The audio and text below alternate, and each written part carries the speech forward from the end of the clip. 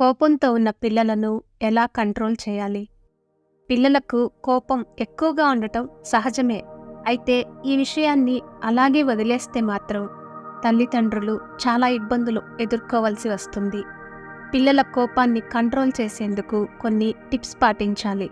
చిన్న పిల్లల్లో కోపం ఎక్కువగా కనిపిస్తూ ఉంటుంది. ఏదైనా చిన్న విషయానికే చిరాకు పడతారు. వస్తువులు తీసి విసిరేస్తారు.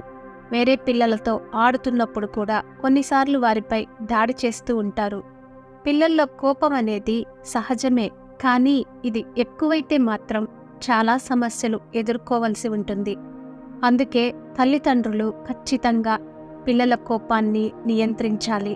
కోపం అనేది పెద్ద చెడ్డ గుణం. నిజానికి పిల్లలు కోపంగా ఉన్నప్పుడు ఏం చేస్తారో వారికే తెలియదు. ఇలాంటి పరిస్థితుల్లో పిల్లల కోపాన్ని అదుపు చేసే టిప్స్ తల్లిదండ్రులు తెలుసుకోవాలి. లేదంటే పెద్ద ప్రమాదాలు చూడాల్సి వస్తుంది. కోపం అనేది భావాలను వ్యక్తీకరించడానికి ఒక మార్గం. కానీ కొన్నిసార్లు ఈ కోపం సంబంధాలను ప్రతికూలంగా ప్రభావితం చేసే స్థాయికి చేరుకుంటుంది. కోపం అనేది తప్పు అని కొంతకాలం తర్వాత గ్రహిస్తారు. కానీ పిల్లలు దీన్ని అర్థం చేసుకోవడం కష్టం. ఇలాంటి పరిస్థితుల్లో చాలామంది పిల్లలు తమ కోపాన్ని అదుపు చేసుకోలేరు. పిల్లలు కోపంగా ఉండే భావాలు, దూకుడు ప్రవర్తన మధ్య తేడాను అర్థం చేసుకోవడం అనేది చాలా కష్టం. ఇలాంటి పరిస్థితుల్లో పిల్లల కోపాన్ని అదుపు చేయాల్సిన బాధ్యత తల్లిదండ్రులదే. ముందుగా అడిగిందల్లా ఇవ్వడం మానేయాలి.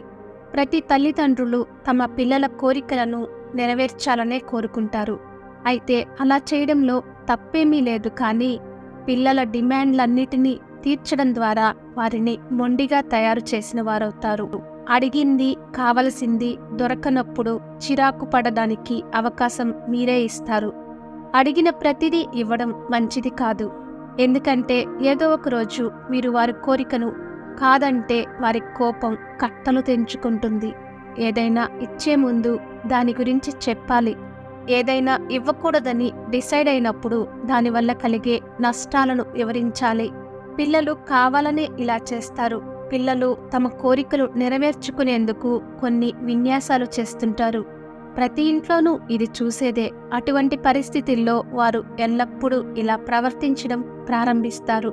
అయితే ఇలాంటి సమయంలో కొన్నిసార్లు వారిని పట్టించుకోనట్టుగా ఉంటేనే మంచిది. మీరు గారాబం చేసే కొద్దీ ఇక వారు రెచ్చిపోతారు. అందుకే తల్లిదండ్రులు ఈ విషయాన్ని గుర్తుపెట్టుకోవాలి. పిల్లలతో పాటు మీరు కూడా కోపం తెచ్చుకోవద్దు.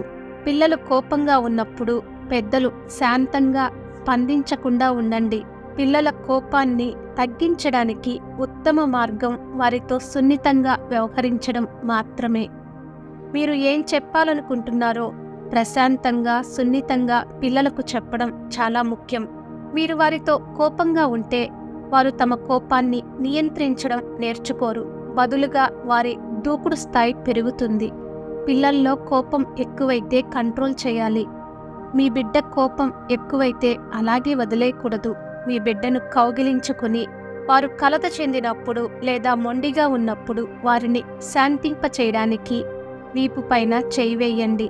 కాస్త పెద్ద పిల్లలైతే వారి కోపాన్ని తగ్గించేందుకు వారితో కాసేపు గడపండి, మాట్లాడండి. ప్రశాంతంగా ఉండటానికి వారికి అవకాశం ఇవ్వండి. చిన్నప్పుడే పిల్లల కోపాన్ని తగ్గించాలి. లేదంటే వారు పెరుగుతూ ఉంటే కోపం కూడా వారితోటే పెరుగుతూ ఉంటుంది. అప్పుడు కంట్రోల్ చేయడం అనేది చాలా కష్టమవుతుంది. తర్వాత మీరు ఇబ్బందులు ఎదుర్కోవలసి వస్తుంది.